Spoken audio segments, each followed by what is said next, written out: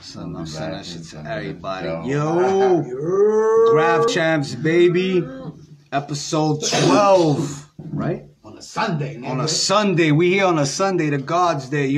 Thank God we here, baby. Graph Champs, season 2, baby.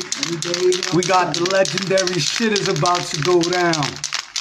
We talking to a GOAT today, a super duper GOAT, you heard? Not only in the graph game, but in the rap game, you know what I'm saying? But we already know this dude is a super microphone juggernaut, a fucking well-respected and well-known, one of them dudes that ushered in the greatest years of rap. Bars, all of that.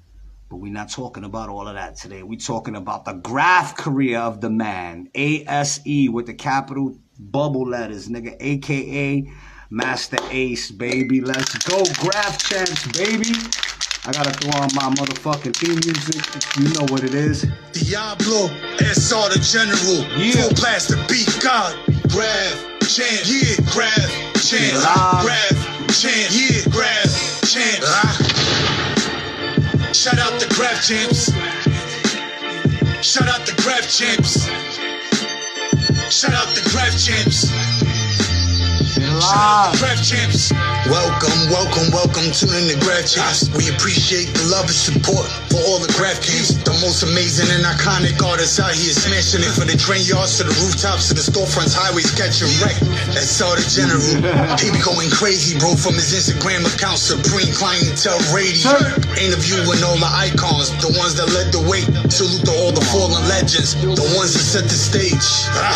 Moment of silence, let us remember those. Peace. Whether they family or they were friend or foe. Hate them or love them, let's show them some respect. Major contribution in hip-hop, Graph Champs to the death. Ready and willing, never scared to fry. Never. Chancing the odds of getting up, prepared to rise. Super talented vandals, never scared to die. Let's show them love while they breathing. Go ahead and share the live, share the live. So tell a friend to go and tell a friend. Tell a friend. Interviews are dope, from the start up to the end. To the end. Let's show him love and call it glory time. Repost his post on your post, share his post up on your storyline. So tell a friend to go and tell a friend. Interviews are dope, from the start up to the end. Let's show him love and call it glory time. Repost his post on your post, share his post up on your storyline. Yeah. That's all the God General, Graph Champs. Full blast music, Yo, the salute beat to God. everybody in the building. 16, straight up Boston bosses. 4-5 the God. With your boys. Graph Cinema, Supreme Clientele Radio, A1s. So we got Big Ace in the building, HR crew, you know, affiliated with that Big Louie in the Bronx. You know what I'm saying? The Bronx team, you heard? So we're gonna go see if we get the man himself on. Okay, here we go. Now, Big Ace, here we go. Let's see what's going on. Salute everybody, salute. Yes, sir. Here we go. Here we go. Graph Champs, we got the legend himself. Yo, first, before anything, I just want to say how appreciative we are for you to come and chat with us. And we already know that you're a GOAT behind the mic, beating shit up. You know, some of our favorite verses, one of the first rappers to drop real bars when it was like all hibbity-hobbity and hip-hop. We know all of that. But we came to pay respects to your hand game, you heard, to your street legacy. So we just want to thank Master Ace for coming. Yo, salute, my guy. Salute, Master Ace. What's going on, man? What's going on? Like I said, we appreciate you, yo, the streets, because at the end of my show, I always ask, yo, who y'all want to see next? And it's a lot of Bronx. Bronx dominates this show, really, because a lot of Bronx, you know, there's a lot of legendary shit that came from the Bronx and shit. So your name, regardless, is they just keep throwing it. And I just remember when I was young, too, it's so crazy to have you here in front of me, because I was out like 15 years old. Me and my man, we went bombing in Brooklyn on like 4th Avenue somewhere. And it was like a whole crew right under the BQE, bro. And Ace, you had the big throwy, the ASE throwy. You was with Louie. And I believe, I think it was Tyke. I'm not sure, but it was you and Louie. Yo, and I ran with Lou, Tyke, and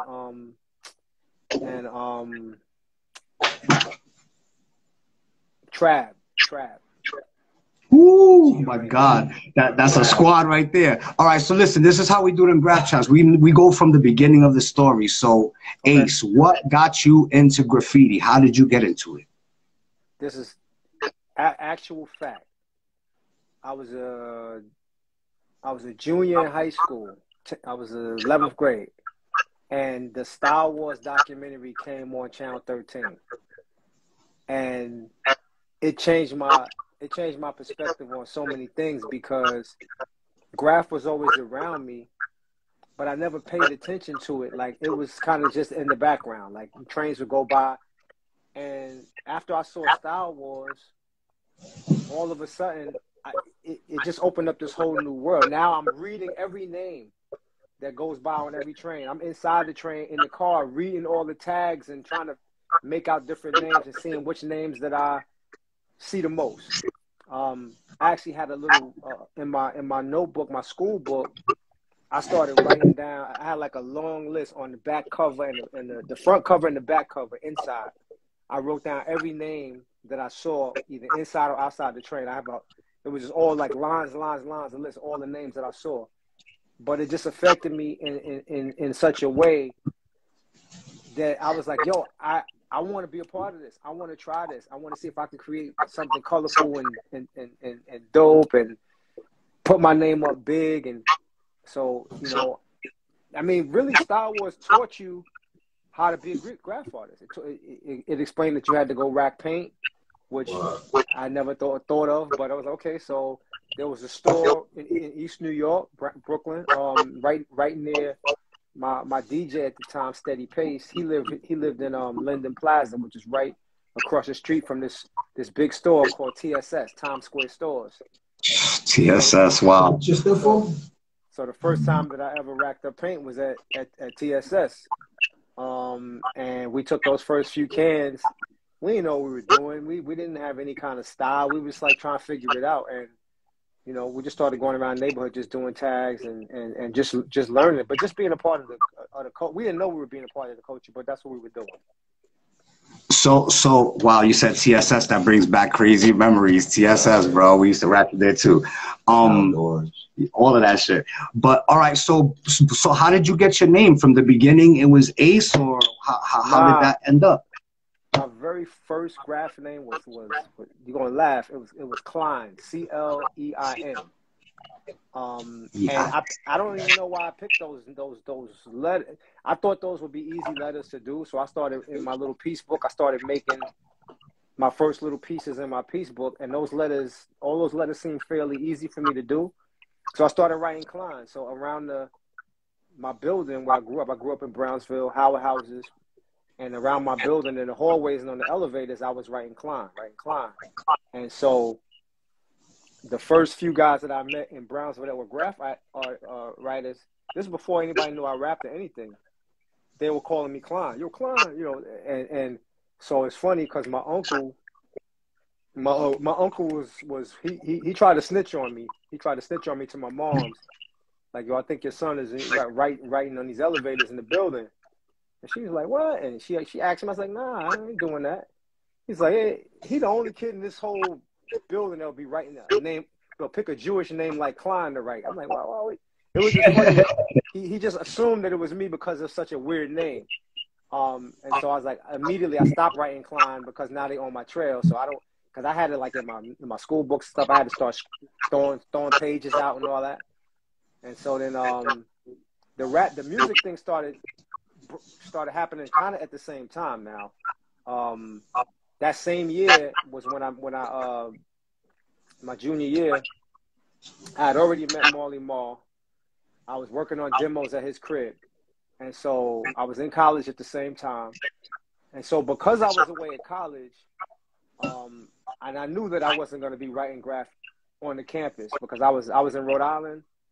It was me and one other kid from Brooklyn. So I mean, I knew that if I tried to write up there, I was going to immediately get caught. So I didn't even attempt graph. So I kind of stepped away from it at that point. Like I chilled on it. Like I would just do it. I definitely doodled it in my books, and I would put little pieces and hang them up in my dorm room. But I wasn't bombing at all. And I didn't really start. Or I did leave out a story. So me and Steady Pace, those paints that we stole from TSS. Like I said, we were going around the neighborhood, just like, you know, trying to figure out what we were doing. And we were on East New York Avenue in Brooklyn, Brownsville. This unmarked car rose up on the sidewalk, boom, and like almost hit us. And it was two detectives. They got out the car. They caught us red-handed, like we was literally with our backs turned, right on the store gate, and they pulled right up on us, almost hit us. So, you know, couple tough guys got out the car, took the paint from us. What y'all doing, you know? And like, yo, you know, we didn't know what to say. And they was like, hold your hands out. They made us hold our hands out like this. And they sprayed our hands with gloss white spray paint. They sprayed the palms of our hands, completely covered our palms of our hands with spray paint. And sprayed it, like my hat, my clothes. Like, yo, and I get the fuck out of here. And that was the day that Steady was like, I'm done with this. I'm not doing this ever again. I don't write no more. He gave up that day. I was like, man, I don't know. I mean, I was definitely shook because I had to go home and go in and sneak in the house with totally white palms, sneak in the house, go in the bathroom for like an hour with you know, soap, water, washcloth. It took mad long to get that paint. It never really, you know, it took a while to get that paint off my hands. But I had to get it off because if my grandmother saw it, I was caught. It was nothing I could say. So, but that was part of the reason why I kind of fell back. I was in college. I was like, man, you know, let me just focus on school. And so it wasn't until 93 when I rediscovered graph through Lou 167 from Hard Rocks in the Bronx. Yes, sir. Yep. Psy's the other Big Psy. He's in the building watching right now. Yep. Trap. And so I was outside of I want to say it was Salt and Pepper's release party. I think I was outside of Salt and Pepper's release party. We was kind of just my second album had come out. My video Saturday Night Live was out. Cheap Ass Nigga was out. And I'm sitting on the bench outside. It's like a park right across the street, and it was at a Union Square area. And Lou said something to me. I don't know exactly what somehow the topic came up about graph, and he's like, "Yo, you used to write a little bit, right?" And I was like, "Yeah, but you know," I said, "You know, I can't really." I went to college and kind of fell back. He's like, "Yo, man, we still be bombing." I said, "Really?" He's like, "Yo, if you ever want to go with us." I was like, "Serious?" He's like, "Yeah, any day. Let me know." So we exchanged numbers, and I don't think he thought I was going to do it, but I was like, "Yo." After this many years of never really getting to really bomb like I wanted to, now I can finally do it with some experienced dudes that are going to show me the ropes, and I'm not going to, you know, mess up or do nothing crazy. So I started rolling with them. I got on the train, went up, met them in the Bronx or whatever. Actually, I was driving, I think, at that time too. But yeah, I started bombing with them dudes. We did freight trains in the Bronx. We did the highways in Brooklyn over by the Interborough, which is now called the Jackie Robinson. I remember one particular night over there, a police car rolled up and we had to take off running. We was flying, and I missed. It was a big step, you know, off of this wall onto the grass, and I guess I misjudged how far down the step was, and I took a tumble. And Lou was like, "You all right? You all right?" I was like, "I'm good." Like I rolled and kept moving, boom, boom, boom. But that night, after we got away, I was like, "Yo, what am I doing?" Like I got videos out right now. Like I am really risking it all right now. I have a record contract. Like I have a lot going on. I was gonna ask you, did it seem, because all right. So now you went to college, you're working, you know, you got records out and everything. You meet Louis and you still have it in you to be like, yo, I need to get this shit off my chest. So it had to be like a fucking powerful force to like make you do that when you have shit going on in your life. I just, because I felt like I didn't really fulfill that hunger to write. I never really got to do like I never had a time period where I could just go out and just express myself with this art and just freely just like paint and see the final result or none of that. And so when I started rolling with Lou and them, they gave me that opportunity to finally, you know, get a taste of what that was like. We didn't mess with I think by then the subways was kind of cleaned off or whatever. Like it wasn't, because we talking about 93.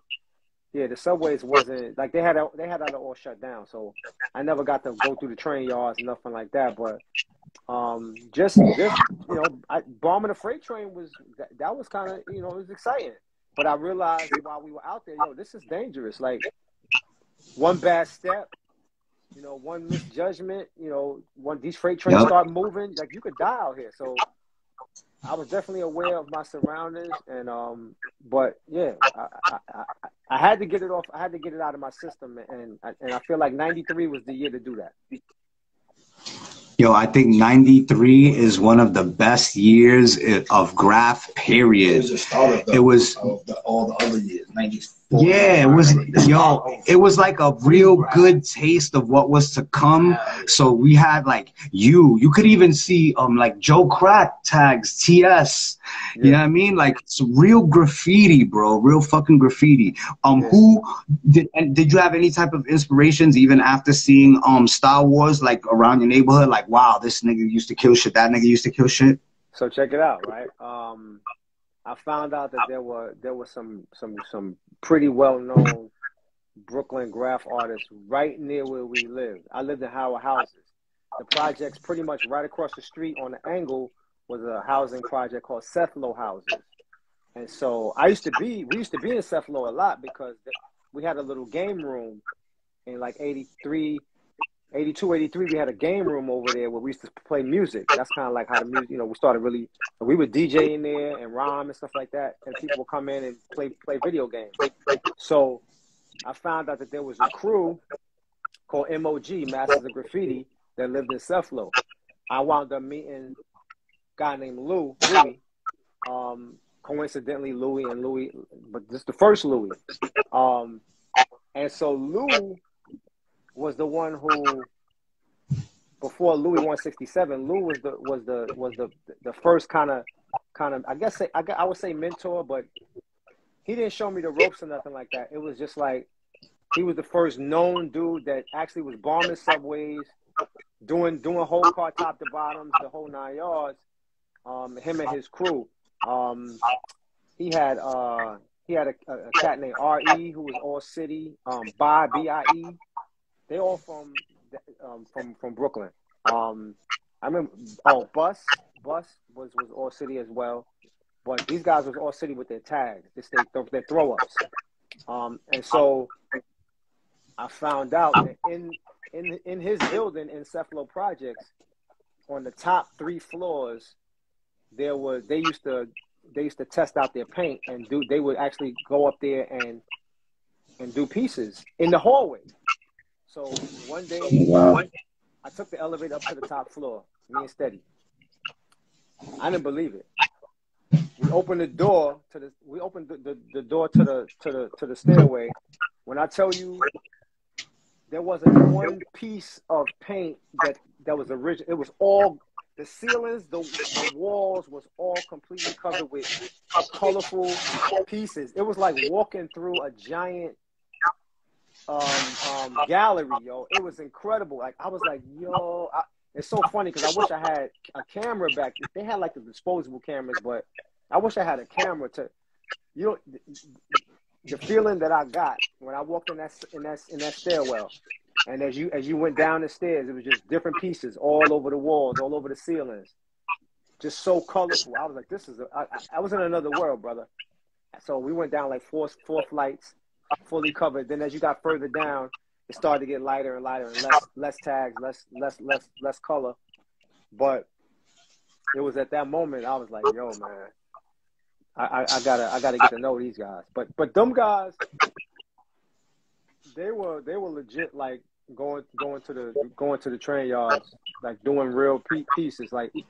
And my apartment building where I lived on the 7th floor, and right out of my kitchen window, the L train would go right by, and the L train actually went past Sethlo as well. So they would bomb the L train because they could go from their roof or from their window and watch their pieces. And I remember them doing crazy whole car top to bottoms, 3-4 cars in a row, and it was just like, yo, I know them dudes. Like that was cool for me. Like I know them dudes. Like, but yeah, man, that was in my neighborhood. It was that crew. It was that crew. MOG. Yeah, man, that's dope, bro. Because ever since I got into graffiti, same thing. I wanted to. I never got to hit a train, like do a fill-in on a train. You know, I missed that era. I'm too young for, you know, a little too young for that and shit. But so hitting the streets, it gave you. Did you get any type of feedback right away when you started hitting shit with the ASE? Not really, man. Not really. Like, well, I know that I know Cope too, who's a graph legend. He and a few other Bronx writers, they found out that ASE was actually me, and I think they was like, "Word?" And so, funny enough, Cope 2 actually is in my video. He did a piece in my video. He did a classic Cope 2 throw up in my video Saturday Night Live, which him and Rule have to fill in too with him. Oh man, I left out Rule. Yep. But I requested that because Louis knew him, and I was like, yo, because he was probably, his throw up was probably the throw up that I saw the most during high school. Like it was damn near every car. Like, and I remember in high school, I didn't know that it was a 2 at the end. I thought it was a Z, so I thought his name was Copez because of how he did his 2. And he's like, nah, that's Cope 2. That's Cope 2. I was like, oh, okay. But yeah, Louis invited him to my video for Saturday Night Live, and he did a classic Cope 2 throw up, which was like a big deal, and I got to watch him do it, which was dope too. Yeah. I was just telling my mans how we was watching the video and shit the other day. I was like, yo, son with a Rule, because Rule, he in '93, like I said, that was the year. Rule, Tyke, and Louis, they went all city with tags everywhere and fill-ins, and Rule and Cope too. Cope, Per, rest in peace to the God Per. That was a beautiful, beautiful year. So what happened? You end up bombing just that one year, or what was the deal? Yeah, it was throughout that year. With Rule. My bad for leaving out Rule, because it was really Lou and then Rule. Those are the 2 guys I met that day. I met Sai and Trap later. Yeah, they took me on about 3 or 4 bombing missions. And then that night when we got chased, and when I fell, and I could have really got hurt real bad from that fall. Then I started kind of like, yo, I need to chill. Like, and then I started hearing about Vandal Squads, and I was like, oh, if they find out that ASE is me, it's gonna be an easy arrest for them. And so I just eased back. I got it out of my system, but then I bombed in Cologne, Germany. That was the next place I bombed. I was on tour. I went on tour in 2001, and my guy DJ Schneider, him and a couple of his friends write graph, and they took me out, and we actually bombed and did a highway bridge out in Cologne, Germany, which was like kind of cool because I hadn't done it for a while. Funny story there is a police car came by, and we had to run and hide in the bushes. And I had my spray. My cans was in my coat. I had a long coat, and the cans were inside of my coat pocket. No top on it. And I'm crouching down in the bushes, not knowing that the whole time I'm crouching down, the spray, the paint is just going. Because I'm pressing it down with my body.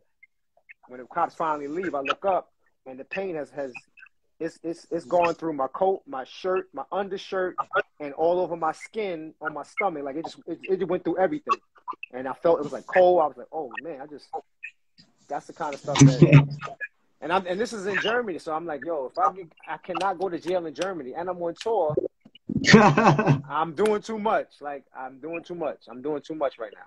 This is way too risky. But how did you actually come up with the ASE though? So the ASE came because so everybody knew me as Master Ace, ACE. And when I started doing production, I started using the name Ace One, ASEONE, because I wanted people to think it was a different person. So a lot of my records you'll see produced by Ace One or co-produced by Ace One. So that the Ace One came from my producer name first. So then I decided to start writing that as well. How did you get your throw up? That was a nice throwy, man. That was a pretty dope throwy. It was okay, man. I never really, like, to me, my hand never really got good, like, compared to what I consider good. Like, my throat was okay. Lou definitely helped me. Like, he mentored me and kind of helped me figure out what my letters was going to be and then how to spice it up. He taught me how to outdo the outline, all that. Like I literally had to be taught like a student, a teacher teaching a student. And I just learned it from listening to him. And then whenever he was doing his, I was just watching, just being a student, trying to learn. Okay, that you do the 3D at the very end. Okay, cool. All right, bet. And that's how I got it. So right from the beginning, when you got into it after Star Wars, you started looking at the streets. Did you see like street bombing niggas like Easy and Jaws and Josh 5 and niggas like that killing shit? Yeah, there was. So in my neighborhood, it was a guy named Torch, the MOG dudes I mentioned, but there was a few other people too. What's my man's name? A lot of names, man, just escaping me. But there was a few dudes in Brownsville that was serious writers. I'm bugging. On the other side of Brownsville, in Marcus Garvey, there was a couple of writers. Thurston used to write. Thurston Howe. There's a dude named Crazy. I think he used to write Crazy too, but he rapped as well. So there's a lot of rappers that also wrote. But it was a few dudes, man. It was a few dudes in Brownsville that used to do that thing.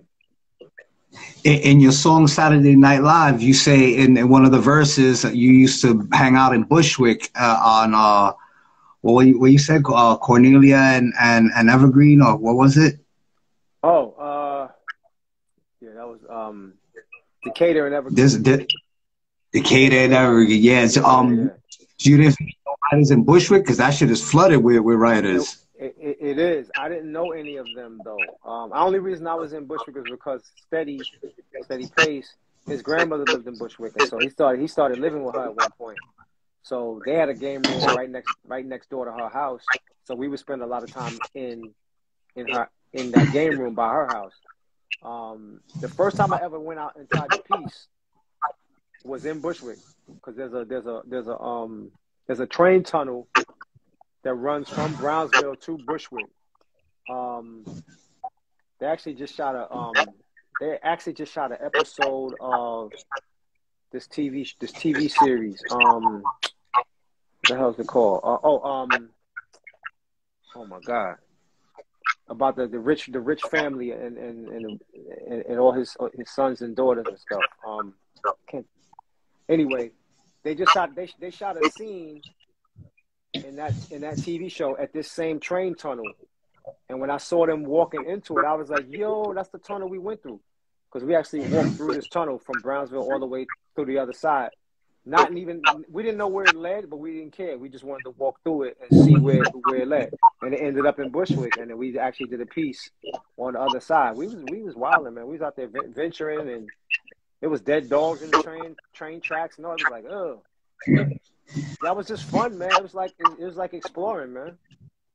That's the great part of graffiti. It makes you feel free, right? Like you're in places that nobody's gonna be besides of them of a motherfuckers like you. You know what I'm saying? Yeah, exactly.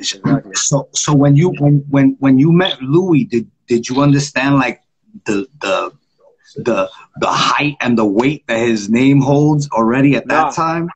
I had no idea. I had no No idea. idea. I didn't know. No idea. He just said, "Yo, come. You can bomb with us if you want to. If you want to try it out, come run with us." And him and Rule, they invited me, and I went out a couple times, and then I started seeing his throw ups everywhere. And I had no idea. Yo, he's such an important part of Bronx history and just New York graffiti, period, in the golden era. Louis 167 is really a GOAT, bro. We interviewed him. He's a supporter of the show. He gave us pins, everything. Louis, yo, he plugged me with Chad. What about Chad? Because Chad said he bombed at you one day, I think. Chad was there one time too. Yep. Yeah, so he had a good interview too, bro. Do you have like a favorite, a list of any type of favorites, like your favorite throw ups? Wow, definitely Cope 2 was one of my favorites. Wayne. Ooh. Wayne was he's like one of the king dudes to me. Got to meet him, got to know him. I met Wayne. I met there's another dude he used to write with as well. White dude, I can't think of his name. But when I started to realize that like a lot of the guys didn't get along with each other or didn't like it, and there was no real reason. They just didn't like each other, and I was like, damn, like I'm cool with everybody, but they're like, oh, you hanging with him? Oh, nah. You know, and I'm like, yo, y'all dudes got to knock it off. Like, this should be like one big, beautiful community. I always just hated the fact that it had to be rivalries when it really wasn't necessary. Yeah, it's the red tape. All the fucking politics is whack, bro. It's just like hip hop. A lot of good things, dope records that could happen don't happen. Yeah. And a lot of fans like me be wondering why the fuck this nigga ain't do a song with this nigga ever. You know what I'm saying? It's crazy. But, you are one of the first rappers that was spitting like real shit, like bars, my nigga. How does it? I don't know if I'm one of the first, but I definitely tried to put my own fingerprint on it, but it was definitely dudes before me spitting crazy. You was one of the recognized. You know, there's a lot of when I started promoting the show the last time. So many people DM me and was like, "Yo, ask him about this song. Ask him about this song. He never spoke about that song." Like songs that I never heard of. So I started going and listening and shit. How did the rap thing? How did you meet Marley? I met Marley because that same year that I saw Star Wars, the year before, I should say, the year before I saw Star Wars, I won this rap contest at this skating rink in Queens called United Skates of America, and so first prize was 6 hours of studio time with Marley Marl, and so that later that summer, which would have been the summer of 82? No. Summer of 83, I guess. I met him. We started recording my first couple of joints. And that next year I graduated college. Sorry, I'm confusing my years. It was definitely not. It was summer of 86. My bad. Summer of 86. I was in college already, so I won the contest. Met him that summer of 86. Recorded with him that whole next year, 87, and then I graduated college in 88, and he put me on his album, Marley Marl in Control, Volume 1. So the whole Juice Crew, the symphony, how did that come about, getting on the symphony? So the Juice Crew was already a thing before I even met Marley. They had like Juice Crew All Stars. That song they did with Shan, Craig G, Glamorous. A few other people were on it. G-Rap, I think, was on it. That song was out before I ever even met Marley, so that was already established. And so the symphony came about because symphony's for me it was one of those right place, right time situations. They were going to Marley's crib to record one more song for his album. It was supposed to be a song with G-Rap and Kane going back and forth. I was just so hyped to hear this song that they were going to create that I was like, I really want to go. Craig G wanted a ride over there because he had negotiated himself to get on the song too. So I was like, yo, I'll drive you over there. But truthfully, I just wanted to hear this record they was going to do. When we got over there, you know, the people put the beat on, they all started writing or whatever. And when it came time to go in the booth, he's like, yo, who gonna go in the booth first? And everybody's looking at each other. Let him go, let him go, let him go. So that's why at the beginning of the song, he says, I don't care who first or who last, because there was this whole debate about who was going to go in the booth first. So Marley basically volunteered me, yo, you got a verse for this? And I was like, yeah, I got something. And he's like, yo, go in there and drop something. And I went in and spit one of my memorized verses. And they decided after the fact, decided to keep me on the song. Classic verse. And shout out to Craig G. That's my man. I've been fucking with Craig G for years and years and years. My brother, and shit. Yeah. But yo, that's crazy. So what about when the song came out and you heard it? Was you like, you was cheesing, man, hard? How did it feel? Like, I didn't really think they were keeping me on the song though. Like it wasn't really, it was never established that I was going to be on the song. So when it got played on the radio, it was kind of like, oh, shoot. Oh, he kept me on there. Okay. And, you know, the phone started ringing immediately. I was home with my mom. The phone rang, about 5, 6 different people calling. Yo, that's you. Yo, so I hear him. I'm listening to it right now. So it was a few of those calls or whatever. But, yeah, it was a cool experience. I probably couldn't appreciate it the way I can now because I was young. I was 20, whatever I was, 22 or whatever, 23. And, you know, I was looking for bigger and better. I was trying to do an album and, you know, go to the next level. But it was a cool moment, definitely for me.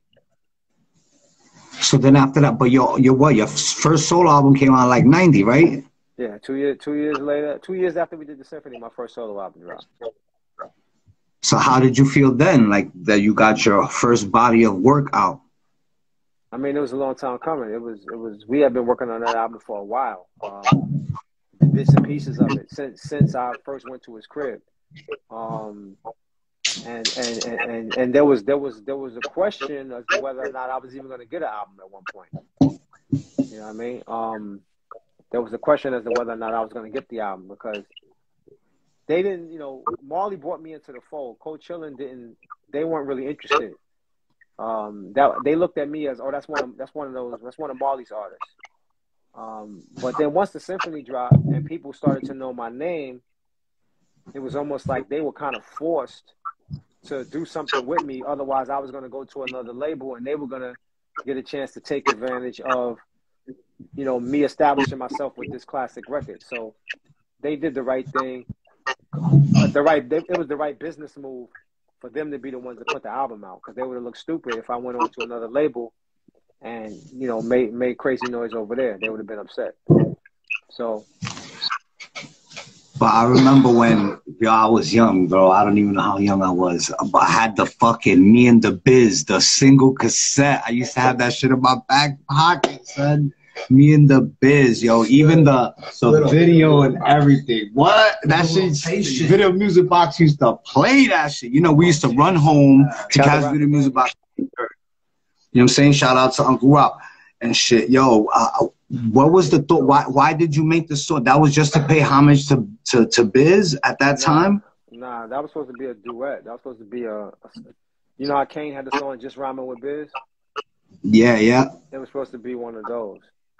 So I wrote my verses. I wrote Biz's verses because it was explained to me that the way Kane and Biz worked was that Kane would write the rhyme, say it, and then give it to Biz to memorize. So that's what I did. I spit my verse. I spit his verses. But when I did his verses, I changed my voice a little bit just so he would know when he stopped rhyming, when I stopped rhyming, when he started rhyming, just so he would know the difference. So I changed my voice. um, when it came time to record the song, Biz didn't want to come to Marley's studio to record it. They had some kind of issue going on between the two of them. And he's like, I'll do the song, but I'm not coming to Marley's studio to do it.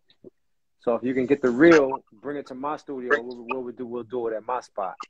And Marley was like, nah, we're not, ain't no reels leaving here.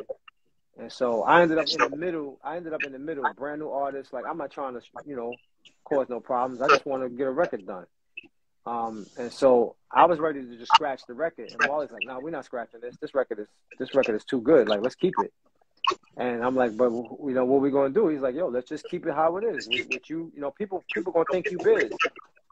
I'm like, I don't know about that. So he basically talked me into it because he had more experience than me. He had been out for 5 years before me or more. He had hit records already, produced The Bridge and stuff like that. So who am I to tell Marley what the right thing to do is? I'm just trying to like go with the flow. Okay, if you say so, we'll keep it on the album like that. Little did I know that Warner Brothers was gonna decide to make that the single. That was like not. I was not with that. I did not want. So when you heard the single, you was tight. Well, first of all, I put my foot down. I was like, no, hell no, that's not the single. The first single was Music Man. And then Benny Medina called up and they put him on speakerphone and he said something to the effect of, if Me and the Biz ain't the first single, you might not get a second single. And so, oh man, yeah, he pulled that card on me. And like I say, I'm a brand new artist. I'm a debut artist. It wasn't in me to tell Warner Brothers, fuck y'all, we ain't doing that. Like I couldn't. I was like, yeah, I guess that's the single then. And they but the video, everything, I was like, deep down, I was like, this is not representative of who I am as an artist. This is like them trying to cash in on business name and a gimmick, kind of a gimmick to me. And I was like, I don't want people to view me like that. But they didn't care. That's what shows you about major labels. They don't care how you look in the situation. They just want to make a bunch of money. And in their view, if they can make money with this little novelty record with a biz impersonation and a puppet in the video, that they were going to go full steam ahead regardless of how it affected me as an artist. And so that was a tough time for me. And that's the reason why my second album, Slaughterhouse, is so hard and so dark, because I wanted to be as opposite of that Me and the Biz record as I could. So I just went with the super darkest beats I could come up with and the darkest rhymes and the hardest production that I could put together just to balance out that one record. Yeah, that's the Live from Saturday Night album, right? The Slaughterhouse joint? Yep. Yo, so when you was recording with Marley, you was in the Bridge? Nah, at that point he had already moved. He had moved out to Spring Valley. Most of the sessions were up at his new house at Spring Valley. And yeah, when I first went to his crib for the first demo sessions, that was in the Bridge. Did you ever run into like any like Nas or anybody like that? Nas was probably like 12 years old or something. He was a little kid at that time.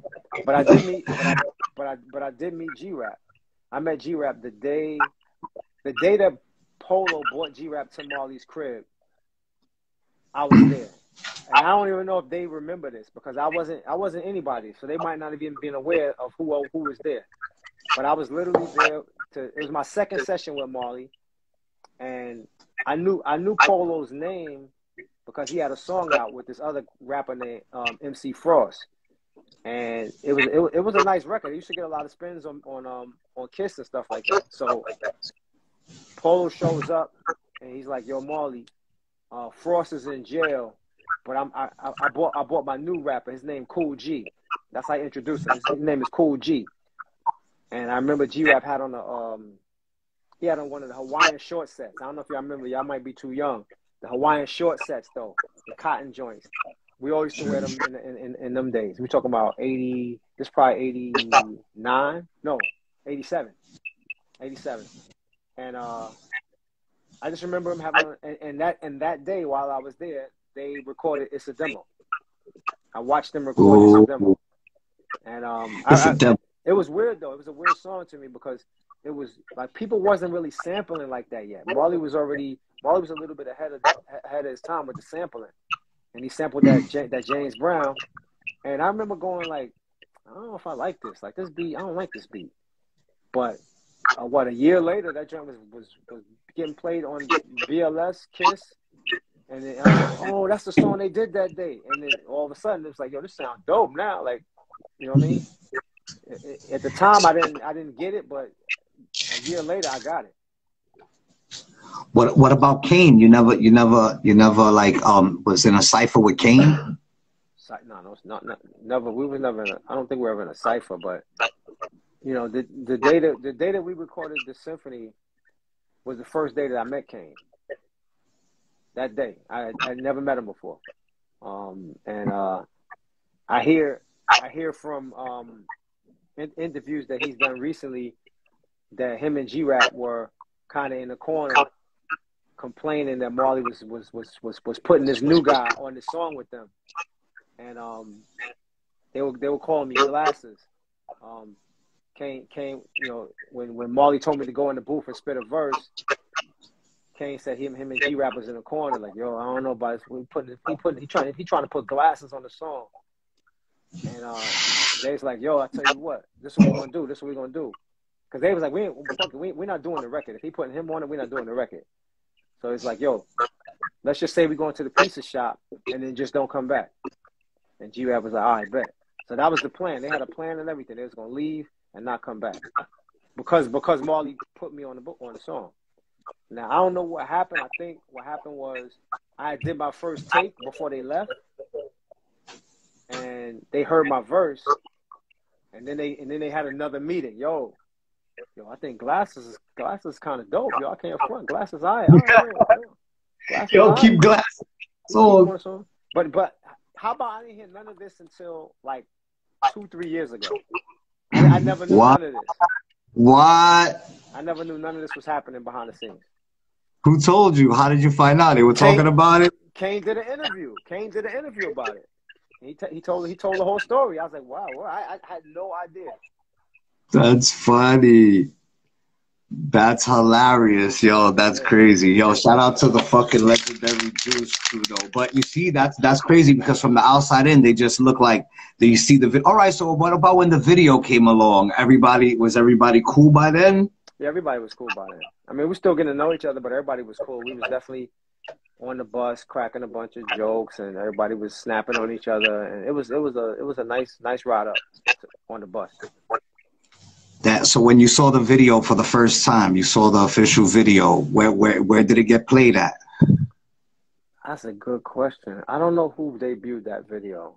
It wasn't that many video shows out at that time. It had to be Ralph McDaniel's Video Music Box. It had to be. So the first time you seen it, you remember the first time you saw it? Was you happy? Was you wildin'? No, I mean I was happy with the final product. I had seen it, but I had seen like before it aired. I saw it like at the label or whatever, so I knew how it looked before the world saw it. I had seen it, but that moment when I walked in the saloon in the bar and my name came across the screen, that was the moment that kind of changed everything for me. That moment right there, that sort of pushed me into this life of being an artist that has now lasted 25, more than that, almost 30 years. That's a fact. A legendary artist. Don't leave out legendary. That's a fact, bro. So everything you touch, like you do it on a level that is like it stamps it on some New York hip hop shit. That's a fact, bro. So what about you never did canvases like the ASE canvases? Nah, I never was that artistic, but I did commission a graph artist to do one of my album covers. I dropped the album in 2016 called The Falling Season, and a graph writer that I met from the United Kingdom, from the UK, by the name of Temper, who's just an amazing artist. Period. Graph, yes, but artist. Period. He actually painted it on a. He did it on a canvas. So if you go and see that album cover, it's me in the cap and gown with the bus behind me. I literally through email and conversations explained to him what I wanted the cover to look like. I sent him the photo of me graduating from junior high school with the cap and gown. I sent him a picture of how the old buses used to look in New York City. And he took all of those images and he created this cover, which was the backdrop for this particular album. And I think the dopest part of the whole thing is that he gave me the original oil painting that he did. He gifted that to me, which is something he didn't have to do. You know what I mean? He had already given me the digital image for the album cover, but then he's like, "Yo, I want you to have it." So I have that among my pieces of art that people have given me over the years. That's one of the probably the most prized possessions of art that I have. That album cover. Nice. So do you have anything from Cope or Scene? Nah, Scene was the other art. I couldn't think of his name. Wayne and Scene. They used to run together. Yep. I don't have anything from them. You gotta do you doodle? Come on, you was a graph writer. I know you be doodling, doing the ASE throwies when you're bored on the paper. I still do those throw-ups. I especially do them in after I take a shower and the mirror's off. Yeah, yo. Mirror graffiti, that's what it is. Yeah. I do those all the time. Yo, I'm gonna tell you right now, if you was to get like 10 little canvases and just do a throw up on each of them shits and put them up, you know them shits will be going like that, right? Like hotcakes. I mean, I would do it for fun. I would do it. You need to, bro. I'm telling you, because I want to buy one. I need one for my collection. You know, the little bullshit canvas, a fucking pack of 10 of them. That shit is like $8 or $6. Yeah. Black marker, nice. The nice ASE throwy, boom, catch it, you know. Yeah. And yo, just put them shits up on your IG, whatever you want to sell them for. Them shits will be gone like that. And before you do it, if you do, please DM me because I want dibs on one of them, please. I got you. I like the idea, though. Nah, that's a fact because the graph is just so highly sought after right now. And you as a legendary hip hop head plus graph, you know, running with Louis and doing your thing, like you're up there on the ladder that you don't even know. Like I'm trying to put you on, bro. You can make bread easily. Like people, I want one.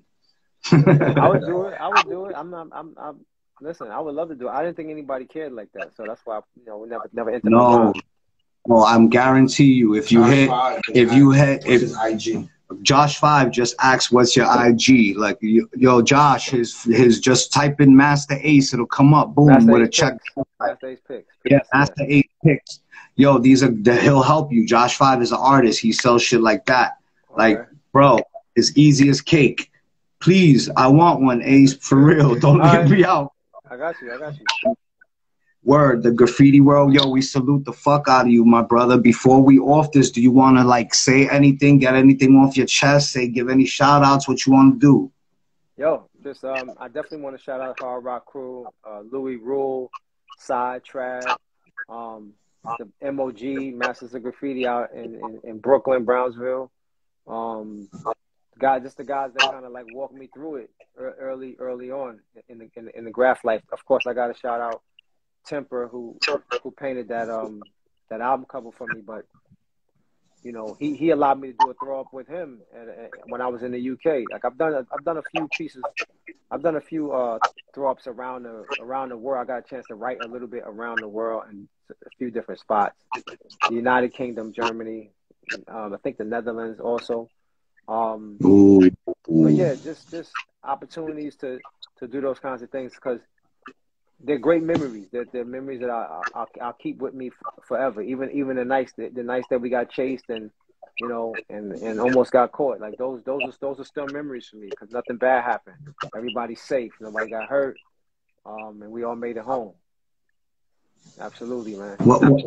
What do you think is your? Let me ask you another question. What's your favorite body of work that you ever put out? My favorite body of work is Disposable Arts. It's my album. It came out in 2001. It was after a 5-year hiatus where I pretty much was done with music. I wasn't going to do another album. I was kind of just finished with it. I was done with it. I was disenchanted with the game, and I wanted to move on and produce or, you know, get a job at a label. And then the opportunity presented itself. Shout out to my man Filthy Rich and DJ Rob for putting the battery in my back and making me think that I could do another record. And I went in the studio and I put together the album of my dreams, the album that I always wanted to do without any feedback from any record label execs. You know, I just kept thinking about, you know, Warner Brothers and Benny Medina forcing me to put out Me in the Biz. And I was like, I'm never going through that again. I'm going to always do what I want to do. And so that was that opportunity to finally just do straight up what I wanted to do. Shout out to my EMC brothers, Strickland, Wordsworth, you know what I'm saying? Power Malu from the Lower East Side. Marco Polo, me and him is in the studio working on a new project that's coming soon. We got 12 songs already done. We're going to be working on a few more, but that's coming soon, so look out for that. Yo, we just want to say thank you for coming on. It was an honor talking to you. People don't know how other people perceive them because you are who you are, but I'm telling you, you know what I'm saying? Yeah. The graph world, we salute you, Ace. You already know the hip-hop world, you a super GOAT. That was motherfucking Graph Champs, episode 12, Master Ace, A.K.A. ASE Hard Rocks. Yo, thank you, my brother. Yo, I'm going to hit you up on the DM because we got to get this canvas thing going, bro. All right, yo, I want to say one last thing. Pick up my action figure from Hip Hop Toys. I got an I saw that. I saw that. Yo, that. How did that happen? They just hollered at you, or how did that happen? They hollered at me. We talked about the how the packaging was going to look. They designed the action figure, and I was happy with it. And we, you know, it's out. You can get it at Hip Hop Toys on IG. You can order it on their website. Yep, and Ace is gonna have some canvas work soon too, so y'all niggas better get your motherfucking money ready. You heard? Yo, Ace, salute. You heard? You gotta X yourself out. All right, you got it. Thank you, man. One, Disposable Art. I'm gonna listen to that. I gotta listen to that. Disposable Art. Yo, that was Master Ace, bro. ASE. Graph Champs, motherfucking episode 12, season 2, bro. Disposable Arts. I'm gonna listen to that. Yo, who y'all want to see next? We got shows lined up. I seen a lot of goats in there, in and out. Yo, salute, Sai. I see you, bro. Yo, salute, damn. Thank you, bro. Salute everybody. Yo, salute, Stresso. I saw you in there somewhere. You heard? That's crazy. Like me in a biz. How I ain't hear Disposable, I don't know, bro. I'm about to hear it though. I'll let you know. Yo, thank you, Dennis. Yo, salute, Rape, what it is. Yo, salute, Tark, what it is. Salute, that was another HR crew, legendary shit. Let me see, man. Who was trying to? Somebody was trying to. Next one. KRS-One? Shit. Don't let me get KRS-One up here, my nigga. KRS-One? But yo, who y'all want to see next? I got y'all MBK for life always. Who y'all want to see next, baby? We just made a history with motherfucking Master Ace, bro. One of the GOATs, bro. He don't even know how legendary he is. Glasses. Huh? Glasses. They call them glasses. They gonna put on glasses.